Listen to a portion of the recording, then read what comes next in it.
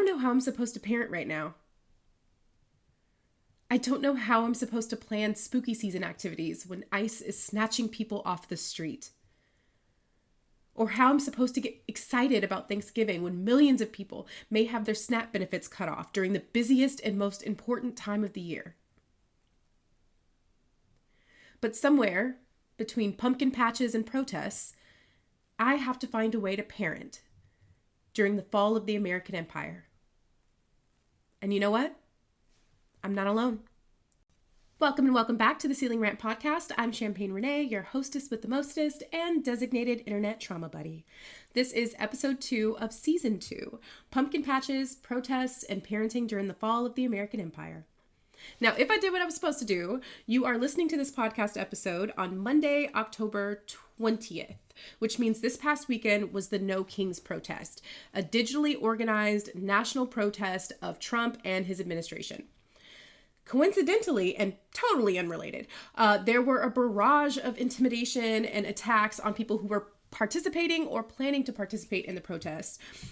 First off, with the Marine Corps randomly deciding to fire live heavy artillery over I-5, which is like the busiest interstate in Southern California, which the administration claimed was supposed to be in honor of the Marine Corps' 250th anniversary, which is crazy because that's next month.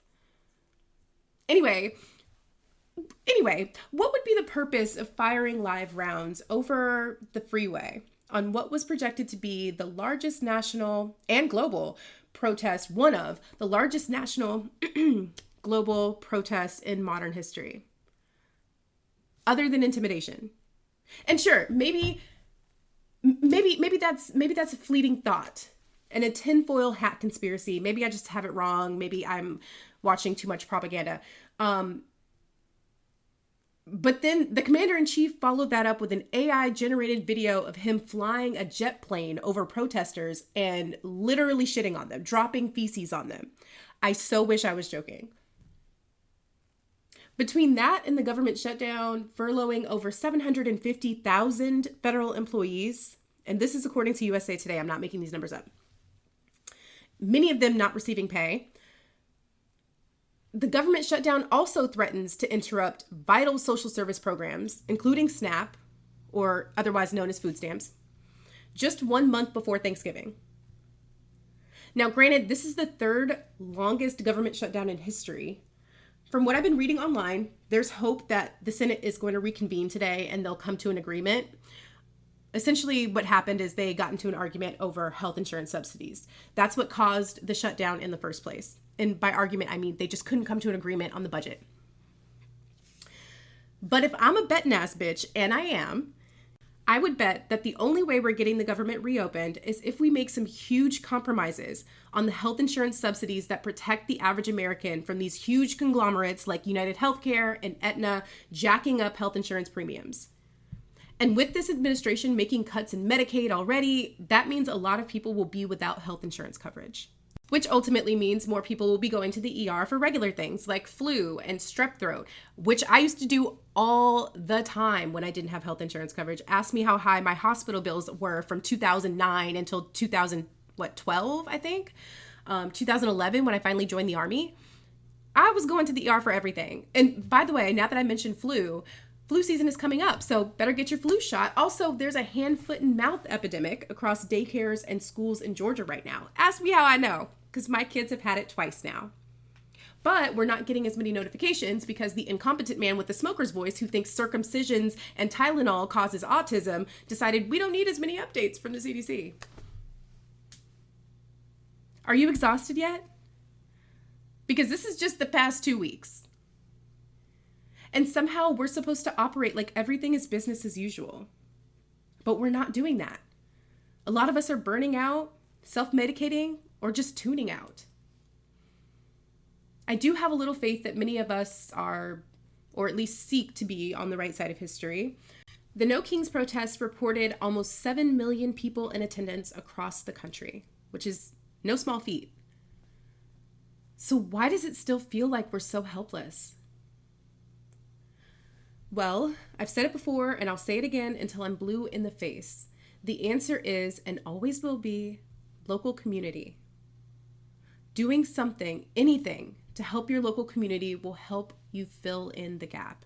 And I'm not saying you need to organize anything or march in the streets or become Martin Luther King, bitch. I know you're tired. I'm tired. Wallets are getting tighter. Unemployment rates are rising. We feel like we can't save anyone but ourselves. I get it. And sometimes yourself is enough.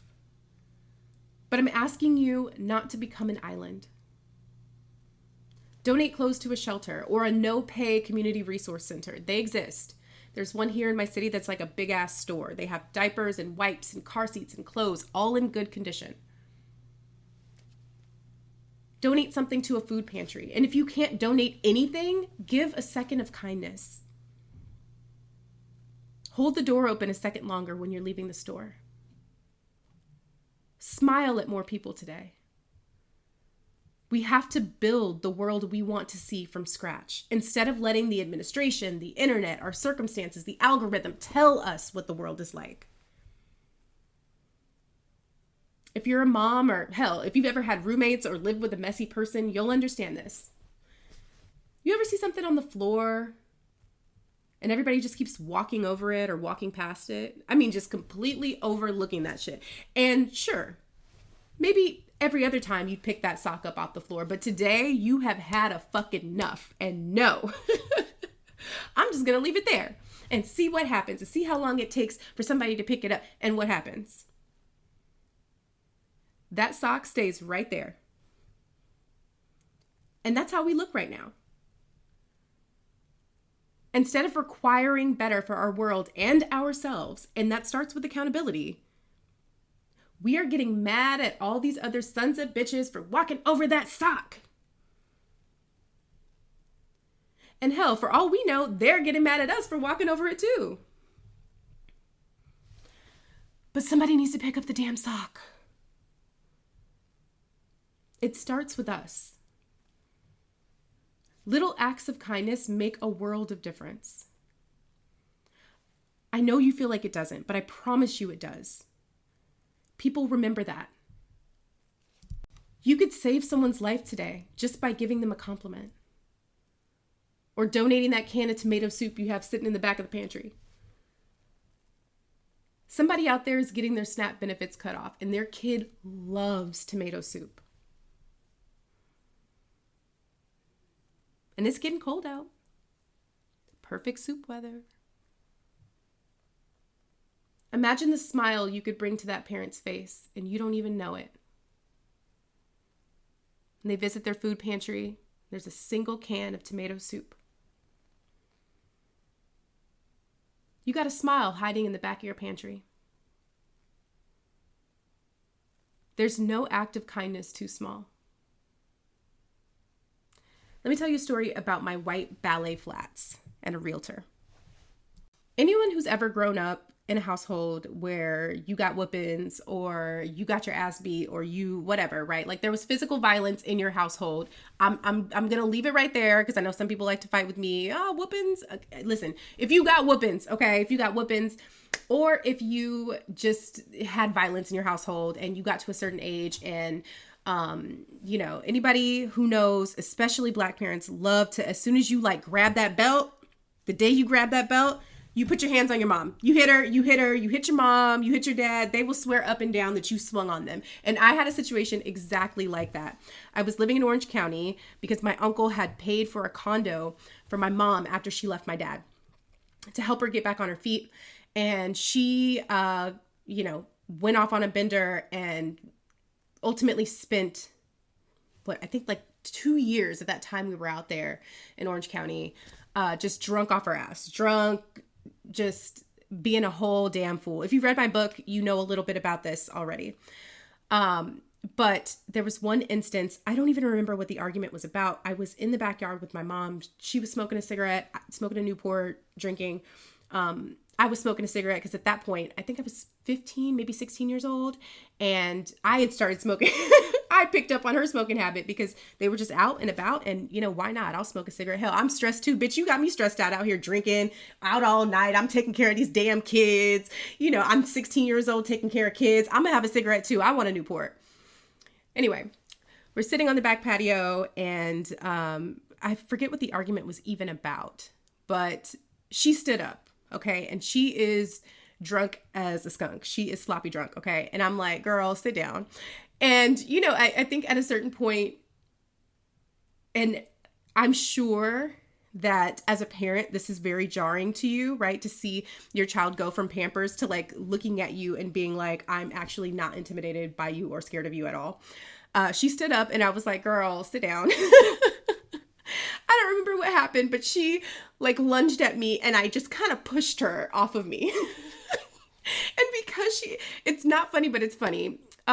Because she was so drunk, she fell and like made this whole big show. She's like, oh my gosh, you hit me. I did not hit you. You lunged at me and I pushed you off of me. And then here we are. So now you're like laying on the ground with your drink in hand and your cigarette and, you know, on the AstroTurf from this back patio.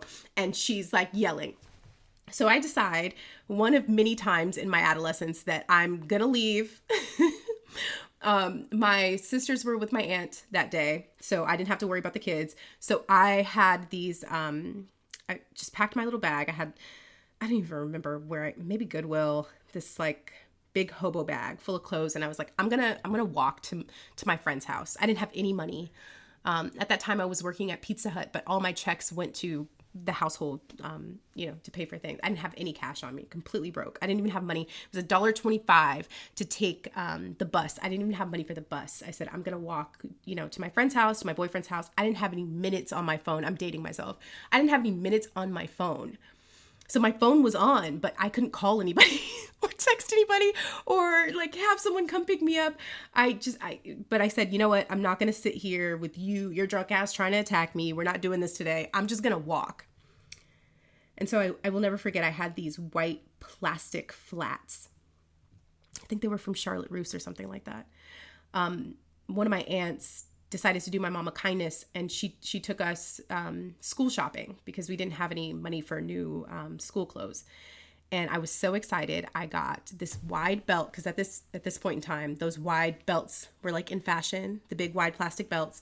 I got a big wide white plastic belt, a shirt from Hollister, which was like, oh my gosh, I got a shirt from Hollister. Bitch, Hollister was expensive even back then. And I was so excited that my aunt bought me this Hollister shirt and these flats from Charlotte Russe, like cheap plastic flats. Okay. They were brand new, completely white, stark white flats.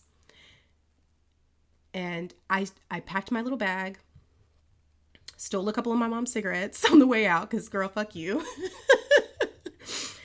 And I started walking. I don't know how far I got before I started crying because I just kept thinking about how I don't have anyone. I can't call anyone because I'm so broke. I don't have minutes on my phone. I can't take the bus and my feet hurt. I've been walking, at that point, I think I'd walked a few miles in the direction of Long Beach. I was going back home. I was like, I'm going to just walk towards Long Beach and hope I get to a friend's house at some point. And so I just walked and walked until I started crying and just, why doesn't anybody give a fuck about me? And I cried to God and I cried, you know, cursing my mom. And I was just so hurt because I didn't understand what I had done to deserve a mom like that instead of a mom who loved me and said nice things to me. I think my mom only told me that she thought I was beautiful maybe once or twice. I think twice maybe that I can remember. She was not very forthcoming with compliments, okay? Like the jokes were, the household was mostly like joking at your expense, right? Like that's just the way the household was set up. So I did really feel envious of girls who had moms who spoke life into them and told them they were beautiful and they loved them and, you know, did their hair and would like croon over them and, oh, my daughter's so beautiful. And I really felt that emptiness, that hole of not having that. And so I cried. I just cried while I was walking. And I remember at some point I started feeling a lot of sharp pain in the back of the back of my heel. And it was because these shoes were brand new plastic ass, cheap ass shoes, and they were new and they were pleather and they were not broken in. And so the plastic on the back of the shoe was rubbing up against the heel of my foot.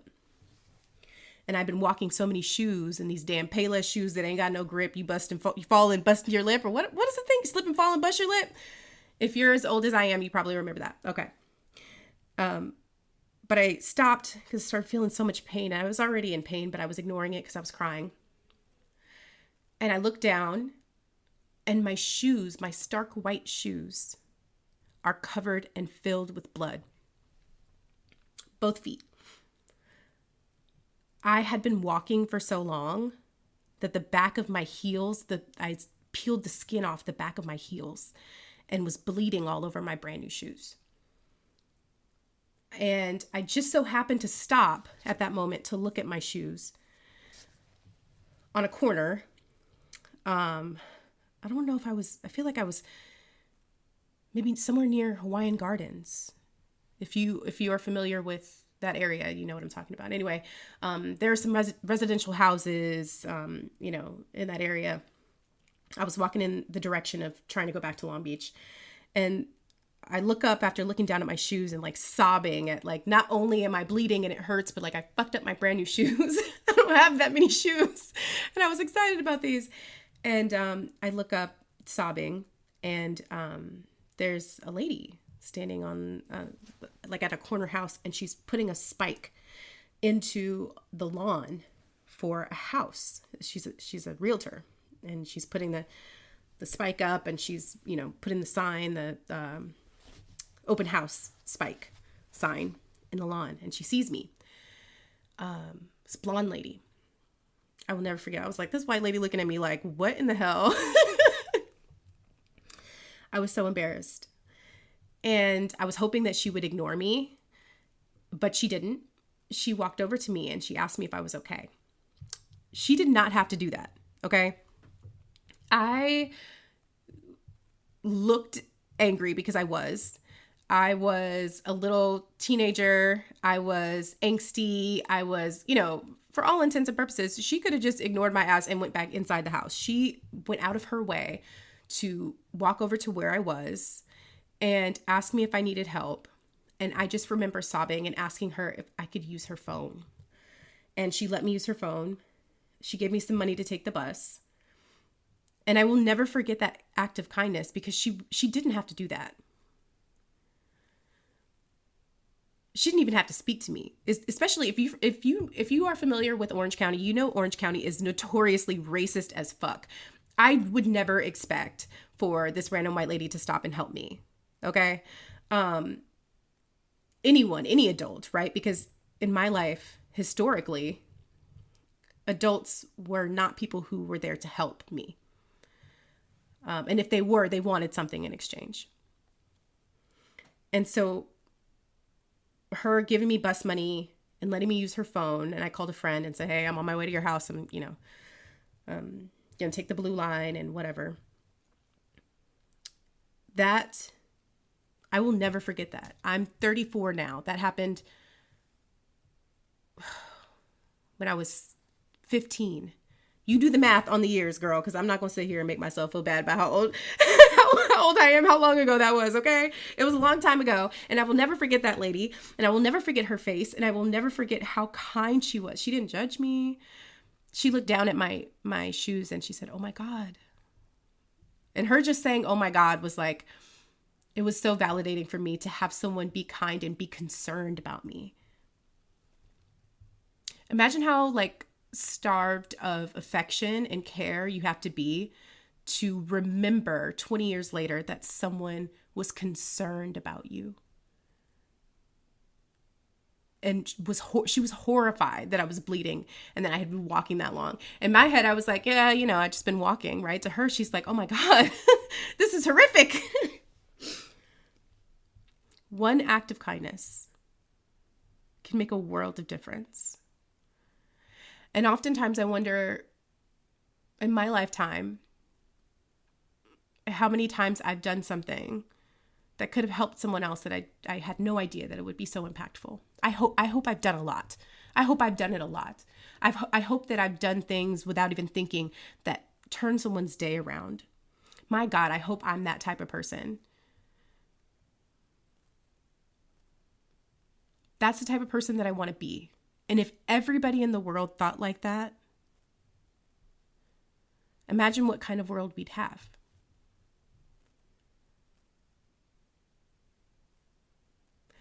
Anyway, girl, I've been on here for too long. I'm not about to edit this down. I was going to edit it down for posterity's sake, because I know you're busy, you have things to do. You can't just sit around listening to me all day. But we are back on our consistent grind. This is going out like probably around noon. I know I said I was going to make it sooner. I'm sorry.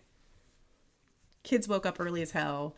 I didn't get to record this when I wanted to. I had an audition yesterday that I was very, very excited about. We're getting back in our consistent grind. And I'm not just consistent because I'm not making money off of any of these podcasts, just FYI. I'm doing this as a consistent labor of love because these are like the little pep talks that I sometimes need. And I am committing myself to show up for you guys as much as I show up for myself. That has helped heal me and make me feel happier and more grounded. And so, girl, we're back on our consistent grind. I will see you back here next Monday. If you like the podcast, I don't know. Is there a way to give it a like? Girl, give it a like. Do something. I don't know. Leave me a comment. Tell me you liked it or something. I don't know how this even works. I don't know how podcasts even work. I don't know if I'm even doing it right. I just get on here and start talking shit. I think that's how you do it. Share it with a friend, and I'll catch you next week. Okay. Love you. Bye.